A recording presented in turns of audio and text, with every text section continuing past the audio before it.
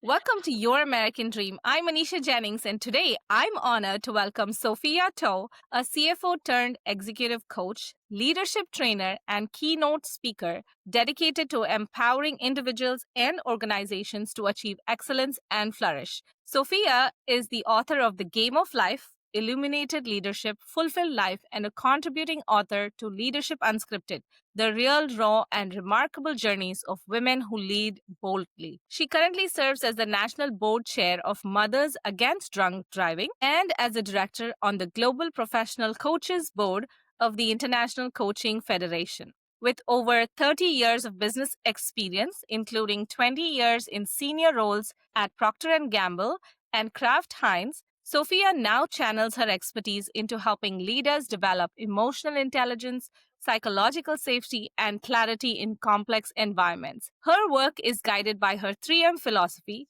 making memories, meaning, and money, doing meaningful work.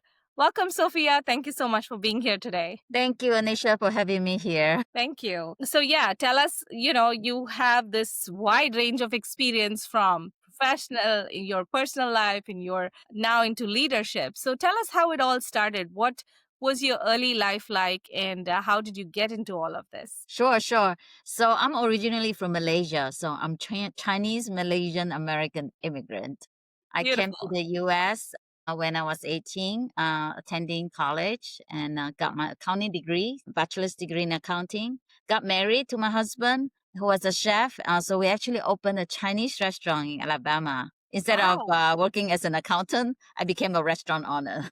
And Beautiful. I'll say that that's when my leadership journey started. I became a restaurant owner and a boss when I was 23. Yeah, Beautiful. so yeah, managing my employees. So I think we spent 6 years at the restaurant, and I decided that I wanted to go back to school. I had that yearning, right? And Mm-hmm. I was reading a lot of leadership books, like trying to catch up to be a boss.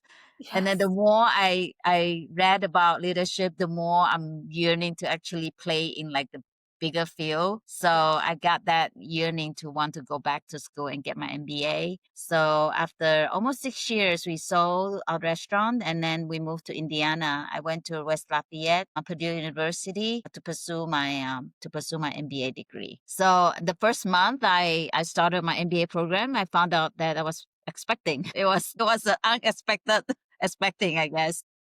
Yes. So so my daughter was actually born the second summer when we were in West Lafayette. I didn't do any internship at that time because I had a baby right during that Right. time.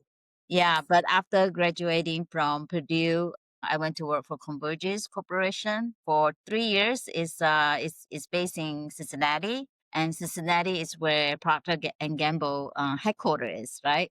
Yeah. So after 3 years, I moved 3 blocks away from Convergys to Procter and Gamble, and then I spent 15 years at P&G in their corporate finance and accounting function. And then after P&G, I spent the pandemic just started. Kraft Heinz recruited me, and I became the CFO of their Heinz ketchup business and mac and cheese business at that time. Probably sales values of close to 5 billion. Wow.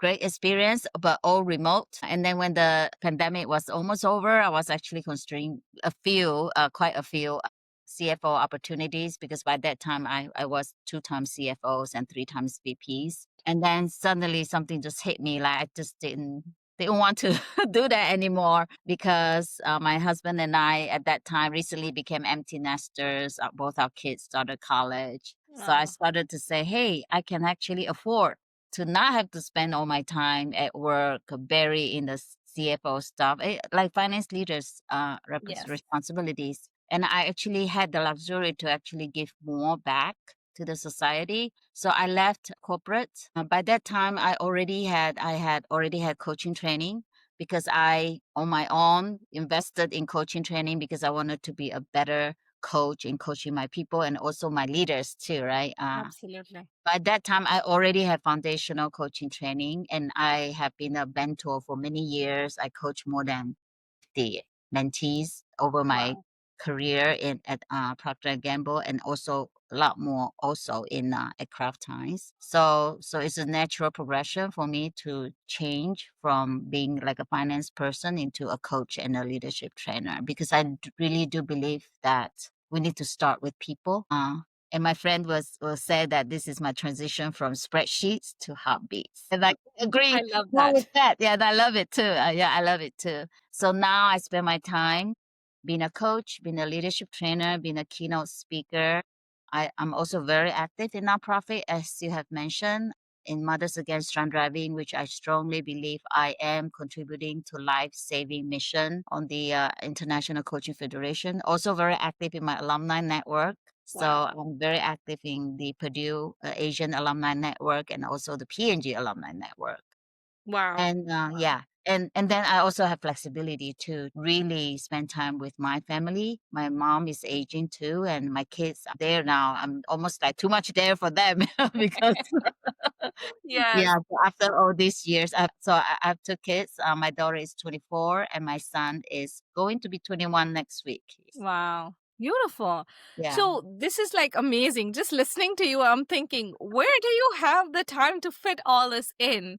And as they say, the more, the people who do more are the ones who have more time. Somehow it works like that. yes, So tell us about, how do you fit all this in? How have you, yes, from where you started to your kids, to yes. your family, now you're taking care of your mom, how are you able to manage all of that along with following your passion and your leadership, your keynote speaking, your nonprofit involvement? Tell us a little bit about that.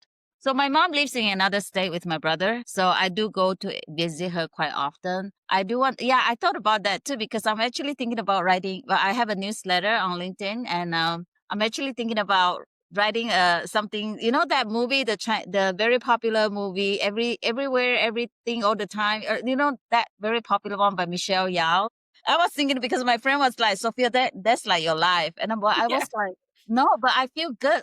I'm probably working as many hours as I was in corporate, but right. I don't feel tired because I don't know if you heard about that flow state where you Yes, can work for an extended hour and you don't feel tired. And I think absolutely. if you're living in a zone where you feel that you know what you want and you feel Yes, fulfilled, you're not necessarily chasing anything and everything is right, things just come along, because I do think that I am kind of grounded in my principles. And you right. mentioned that I just recently published a book because I started to realize that, yeah, because I live on this principle, it's actually not hard for me to be in a dilemma to decide what to do and what not to do, right? And my Right. 3M helps too, right?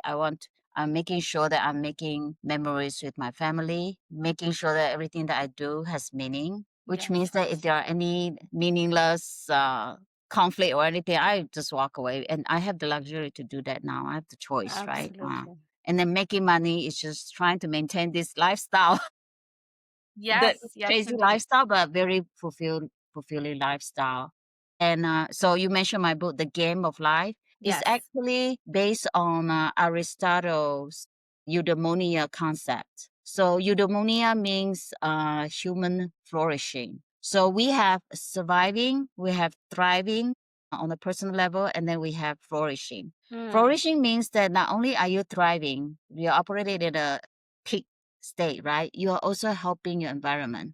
You're right. also helping the people around you. So you're not just this one person, you're actually positive, you're giving positive impact to your surroundings and also to people around you. And I really believe in that. And now game, I came up with the I came up with the acronym game because I thought, hey, that's cool. This because the elements that are captured in his concepts.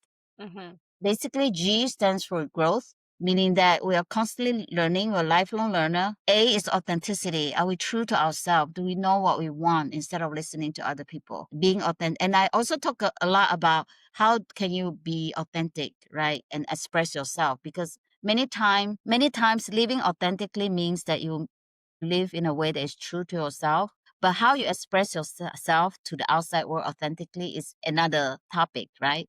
How can you Absolutely. express yourself in the context of the environment at the same time true to your own values. And that's really important. And I do really believe that part of my comfort level, being comfortable in my own skin, is because I have learned over many years to finally feel that I am comfortable being myself. I'm comfortable. I know myself. And then M means meaning, right? We all are searching for meaning. And so I talked about Viktor Frankl's 3 ways of getting meanings. And then I added another one of my own. And then E is excellence. Yes, we all want to be good in what we do, but do we have to be a perfectionist, right? Do Mm, we have to sacrifice our happiness and hours of work just to get that very little incremental improvement in yes, what is already good? So we really need to question, what does excellence means, because excellence doesn't mean it's perfection, right. because perfection, number one, is arbitrary, is constantly moving, and it's going to exhaust us, right? Yes, Because we're constantly absolutely. chasing something that is constantly moving in front of us. So I do think that because I started to think about, okay, people will say that, Sophia, you have a crazy life. And so I said, read my book and then you're going to understand the method to my craziness.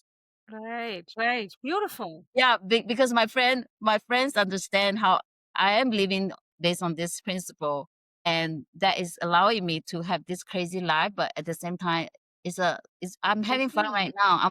I did not mention my other hobby that I just picked up this year is poetry reading with people in China, Wow. Wow.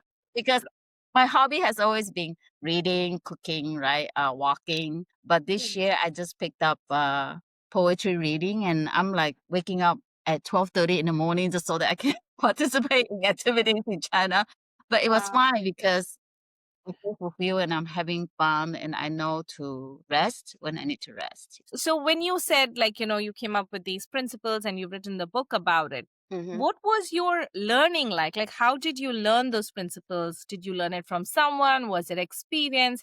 What brought you to come up with those principles? And then Yes. obviously you wanted to share it with everybody that you were doing that. So Mm. what was the foundation for those principles for you? So I don't think I invented it. So because I have always been a very curious child, I'm always thinking about life. When I was a teenager, I drove my mom crazy because I was probably very frustrated. What does life means and all that stuff. So I have always been a bit reader too, reading philosophy. And so I think in the introduction of my book, I actually did touch on all the principles that I went through. And then I Okay. started to realize that growing up in Malaysia, you can't necessarily fit me into a box because Right. Malaysia is multicultural. I am growing up, I'm influenced under Taoism, the Chinese Taoism, Buddhism to the Chinese Buddhism, and then Christianity because my mom is a devout Catholic, so I was raised a Catholic. And also one other thing, I'm trained completely in the Western thinking too. So I definitely, and Confucianism, which is teaching you the respect and the manner. And writing this book brought me a lot of fulfillment because I started to kind of unpack what makes me me, Right. because I started to realize that we never really left our childhood in a way. And I met a good friend, Betty, who wrote the preface for me. And we did like an inner child exercise. And I have a picture of my childhood picture in there, Beautiful. where I started to realize that I am lucky in the way that my inner child, that little girl in that picture that I like, never really left me because she is constantly reminding me not to kind of lose my way in a way. And I think when my kids were younger, I have a lot of pressure. I want to make a lot of money, right? And I have a very supportive husband. We'll be married for 32 years in December. And I really felt that it was because that little girl never let me go. Mm, It's yes. not. I know we always say, okay, what would you tell your younger self? I think my Yes. inner self was protecting me all this time because she was so adamant about wanting to be happy. Wow. She was always asking everyone, what does life mean? Right? Always Yes. asking, always curious about listening to everyone's story because as a child, I was very curious. I hang out a lot with older people, and people are like, why are you always hanging? Because I like to hear their stories. But I hear all the stories about regrets, about happiness, loss, and everything. And it just got me to realize that the easy answer of if you get rich, you'll be happy, it's just not enough for me anymore, right? So Right. I do think that it was that little girl who protected me in the way. And another thing I think that was working for me is also that even though I did not grow up in like a rich family with a lot of materials, things. But my family has always been very close. I'm the oldest of six, right? Wow. And yeah, and have always been very close. So I actually do think that my family also served like a safety net. So when Yes. Sophia is doing a crazy thing like stepping away from CFO roles, 4 years later she's still doing crazy things like taking up poetry reading in China. That my mom, my sibling, they just went along with it, and my husband understands. Yeah, he knows that I'm gonna figure it out, even though it doesn't seem like I knew what I was doing. Yes. So I think that those my inner self protect Yes. me, and also my family also protected me. And I understand not everyone hit the lottery of having supportive family, but I Yes. do think that every one of us have that inner child in us that we can go and nurture and protect, so that we can live like kind of align with what we want Yes. since we were a kid, right? Yeah. Beautiful. Thank you for sharing that, because I know that a lot of people who start, rising in their business and are at, like, higher levels, executive levels, a lot of people do this inner child work. When you're like, when you reach a point where, yes, you say that, okay, money is not everything to keep you happy. Yes. But then there will be people who say, but I need to make the money first to know that money doesn't, Yes, yes, bring yeah, happiness. I agree, yeah. So when you reach that level, and then working on your inner self, Mm, working on different things is a different yeah. kind of rich. So can you touch upon what does being rich, like really being rich, what does Mhm, that mean? Not just money, but mm, like just to have everything and to know that you can have everything. Because mhm. we think for ourselves, like, I cannot do this, I cannot do that, I cannot have everything. But looking at your life, it seems like you can have everything, right? So tell us a little bit about that. Like, Yes. what would your advice be to others on how you can have everything? Yeah, I don't want to say you can have everything because I think there is a tall ask there. But at the Yes. same time, you can probably live content enough, right? Yes. Because I think people has this misconception that maybe I'm quiet quitting. I'm not quiet quitting. I'm everything that I'm doing, I'm just still giving it the best, right? It's still a top notch work that I'm doing right there. And so see, I don't want to keep plugging my book, but the first chapter in my book, I talk about the state of unwanting, because Mm, I realized that we are pursuing this, we're pursuing that, but what we really want to pursue is that we want to reach that state where we say, I actually don't need to purchase. I am good as I am. I'll be good if I try to get that job, I didn't get the job. It's not because I'm not good enough. It's just because I did not get that job. Right. Uh, right. you have that self efficacy, right? And self belonging, self agency that is important for you to feel like you can survive Right. regardless of the condition. That's number one, right? Okay, number Right. two, we say, okay, we want to have financial cushion. Yes, I mean, I do have financial cushion, but probably I left before being like ultra rich. I left too early a little bit, but I also felt that that's why I'm enjoying right now where I still can, right? I'm running around, traveling the world. Yes. So, but at the same time, I actually do feel that all the work that I put in when I was trying to save up and everything, and I don't spend a lot of luxurious stuff anywhere.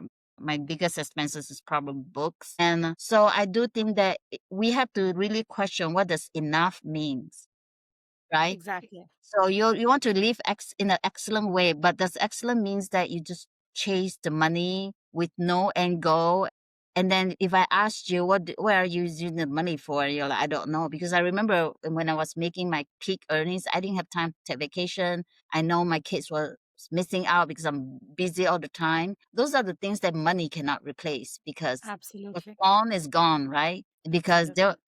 now that, yeah, my kids are we're on really good terms, we are like friends. They ask them, I say, was I not there enough for you? And they say, yeah, even though you try your best, you're like always rushing to everything. But she's like, yeah, but your mind sometimes is just not there for us. Like your mind is thinking about work even though your body is there. Right. Right. Yeah, but these are the things that I cannot replace, but I also don't want to say I regret, because there's no use to regret. I'm just going to make it up right now to be fully present for my family, for my kids, for my husband, for my mother. So how did I get here? We are talking about money, right? Yes. so Yes. so meaning excellence, that I still have a standard for myself. I still want to make sure that as a coach, as a trainer, as a keynote speaker, I'm making enough that I feel like I am delivering at a good performance level. I do have requirement for myself. I'm not like, okay, Right. I'm just going to let it go, right? Right. So, Right. but ask yourself, what does enough mean? Because enough is a decision, not a number. Right. You make a decision what is enough, right? And here's the Yes. thing, the short form of enough is enough, right? And Yes. you flip it around, it's FUN. It's fun. Yes. Having fun. I love that. I I love like that. to play with words. That's beautiful. So you did touch upon a very important point, which is being present for your family. Yes. With nowadays, with the need for both parents have to work to make Yeah. things work Mhm. for the most part. Mostly this is like Yeah. for the Mhm. Yeah. 80% at least, both parents need to work, and then it's very hard to balance that time with your Yeah. being present for your children. And then, like Mhm. you said, you always feel like you're thinking about work, you can't disconnect, Yeah. and Yes. you're there physically but you're not there mentally. What would your Mhm. advice be to people starting out early on who have like younger kids? What would your advice be to them that you wish you did when your kids were younger? I wish I did. Actually, I said no regrets, right? So I Yes. don't really go back and think about regrets. But I'll tell you my situation. Mm-hmm. So I told you I started at Purdue, and first month I got pregnant. Yes. And then 3 years later, my son, when I first started in my role at Convergys. So my husband actually chose to stay at home for our kids, and it's really to help me out, because I was teaching 3 classes at Purdue as a teaching assistant, Wow. and then having a full load of MBA programs, trying to achieve 2 concentrations. Wow, that's a so lot. so whenever we were at Purdue, he stayed at home for my daughter. But remember, he was a chef, right? He was very organized, right? He cooked Yes. better than me, and then he's like, so I started to realize that, oh my God, his personality is actually better than me staying at home than me staying at home. But what we were struggling was definitely what other people will say, right? Because Yes. in Asian society, I have friends saying that, does he have a health issue or something? And I was like, how come you get to stay at home as a woman with Yes. kid, with no judgment, and then when I'm trying to give the same to my kid, right, we Right. get judged for that. So I started to ignore what people say and really go with how I feel and how we feel. And then we Yes. always have this agreement. I told him, I said, you any day you feel like, okay, you want to go and just go out and work, we'll send our kids to daycare. Right. No question for me, because we have that understanding, and I really appreciated him being there for me, because I think he is the unsung hero for me. Absolutely. Work, I'm also coach, because I have lots of women secretly asking me, does it work or we work, or what will people say and other stuff. And I told them, I say, people can say anything they want, right? Right. And then they forget what they say, and then it bothers you, and you make your life decision based on what people say, with no response. When they say they didn't have any responsibility, they don't care. They're Right. gonna Right. say Right. it. Listen to yourself and think about your situation. If it works for you, and then you have open and transparent discussion all the time, constantly, right? Every Right. time I feel like he's frustrated with the kids thing, I'm like, okay, you want a break? So really pay attention to it, Right. because I do think that that's really important. And another thing is, this is what I coach other women too. Be very vocal and tell people you have help, support at home. Because Yes. I always talk about my kids, and people like looking at me like a mom Right. Right. at work. But I always tell them, my husband stays at home. You don't have to worry about me needing to work late, because I can do that.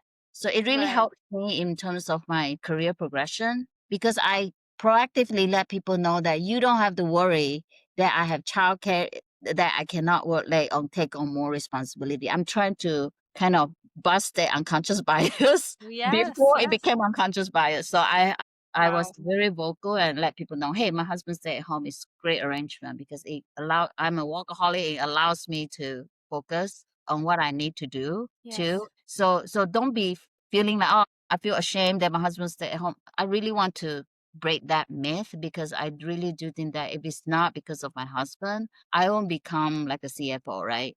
Right, right, So I don't want to say that it's because I cannot get help. I just want to say that he gave me that peace of mind for me, right, right? right. I love That that. That's the important part. that's the important part. It's not that I can't get help. It's just because Exactly. he gave me that peace of mind, and that is a big deal coming from your spouse, right? A supportive Yes. spouse. Yeah. Men or women, a supportive spouse is really important. Yes, because only when you have that peace of mind and you have like that flow state, like you said, you Yeah, can be in your creative zone. Otherwise, if you're always constantly thinking, oh, what am I yeah, going to do? Is my child happy? Is my child not happy? How I'm going to feed him, her, yeah, whatever. So it's always yeah, it's yeah. very important to have that peace Yeah. of mind. So thank you So for I pointing think that that's out. number one. And then number two is what I learned is also that I learned from a great woman leader. She said that for a working woman, you show up when it matters, when your kids can see you. Right, Which right. means that at school, you don't volunteer in the kitchen. You volunteer out there running a whatever raffle or so that your kids can see you because it matters to them that Yeah. they can see you. That was a great tip because after I heard her saying that, I started to just volunteer up at the front because I can cook. I love to cook. So I'm more than happy to just cook in the kitchen if there's like a school festival or something. But Right. guess what? My kids never see me out there. Yeah, makes sense. So that's a That's great, big advice. yeah. Awesome. So tell us, what does the American dream mean to you as an immigrant woman leading and coaching across global communities? American dream, I think it's the opportunity, right? Yeah, it's really the opportunity. If I think about when I first came here, I had nothing really. Mm. When I just became one of the advisory board member of my alma mater, Clayton State University, which is at that time it was a community college and it's also a social mobility college, meaning that people change their life situation after they enter the school because this is the stat that I heard yesterday from one meeting. So the average household income, let's say in Georgia, is like around 55,000, but the household income level of that school right now it's like 29,000. But Oh, people go in there, they get their college degrees and then it changed their life situation, them up socially, right? wow. There's that social mobility. Right. But it's because this is a country with opportunities. And I don't want to say if you Absolutely. work hard, you're going to be fine. But if you work hard, you're not going to starve. Let's just put Yes. it that way. You're not going to starve if you work hard. And let's start from there, right? You know you can survive if you work hard. And then you figure out how you can get to Mhm. the excellence, right? You get to excellence and you get higher and higher and higher. How high do you want to get? That's a decision because there are trade-offs, right? There are Yes. trade-offs that you have to give at the higher that you get to. So I do think that for me, it's definitely the opportunities. I know there's a lot of noise right now, but I do see myself as an adopted child of America. At times, I feel like I'm being tolerated, not accepted. But for the most part, I really felt that the love that I put out has been received and embraced and reciprocated, really. So that's Absolutely. why I work so hard in nonprofit and national nonprofit, right? Because I really do think that I am giving back for the opportunities that I was given being an Yes. immigrant. Yeah. I love that. Thank you for sharing that. So, if somebody wants to work with you for coaching, what does a coaching session look like with you? What is the process? How can they connect with you? Yes, yes. So I mainly coach executives, but I actually do coach for free and mentor for free people who got laid off. I have been offering that for 4 years, and I can tell you not a lot of people do that because they're afraid I'm going to be like trying to sell them something. Yes, yes, And I that's true. mentor like any students who reach out to me, some students or early career or first time. I always give them at least one free one, but normally one is enough. Yeah. Yes, But if people want to work with me, so let's say you are maybe middle or executive levels, you can reach out to me and I will say that coaching is different from mentoring and also training. And because lots of people confuse all of them. yes, Uh, absolutely. Training is one size fits all, right? I have a framework, you got to follow that rule, but guess what? I don't care about your all this unique things, situations about you. Mentoring is really me say, okay, back in the days, I'm doing this. I'm giving you the advice based on what I have experienced, what I know. And then Yes. coaching is really a co-creation process because coaching means that the client is in the driver's seats. Yes. Coaching also means that I am co-creating with my clients. I am sitting next to the driver's seat, maybe asking questions to help them navigate through Right. what they want to do and how they can get there. And coaching is forward facing. That Mm-hmm. okay, mentoring, I may be mentoring you, but I'm not saying, okay, you want to do it, that's fine. What's your plan? I don't really need to know, right? You can just Yes. go. But at the same time, coaching is more, okay, what is your action plan? What do you want to do next? If you decide not to do anything, that is fine. That is a decision too, right? But Right. coaching is really treating the client as someone who already has what it takes, but who needs somebody else to ask the questions, to poke their Yes. thinking and get them to get unstuck. And lots of clients in our first session will say, what do we talk about? Right. And I can tell you that I have kind of bucketed them into three areas, and there can be a hybrid of all three. The first one is leadership effectiveness, right? Like how can I give difficult communication to my team that the company is restructuring? Or how Right. can I give difficult feedback? How can you be a better leader? That place, Mm-hmm. leadership effectiveness. The second one that is really popular, which I have lots of people reaching out to me, where I give them maybe 3 or 4 sessions because I think that's probably enough. I normally don't want to try to extend it just because I can get like a longer contract. The second one is people in transition or having to make a decision. So it Right. could be someone who is like, okay, thinking about leaving their company or looking around or interview. So I have people saying that, okay, I have all this, I have coached many executives where they're interviewing for C-suite roles because I actually do have I have the experience, right? Dealing with Right. all this complicated interview process. And so that's one. And then another one, the transition part is when somebody is thinking about making decisions to make like a life career decisions or making choices between different roles or career path. So that's the Right. second group. The third group is more holistic, is life and career. How can you live like an excellent life and career? Which goes back to, are you fulfilled in your career? Are you fulfilled in your life? How can you make it work?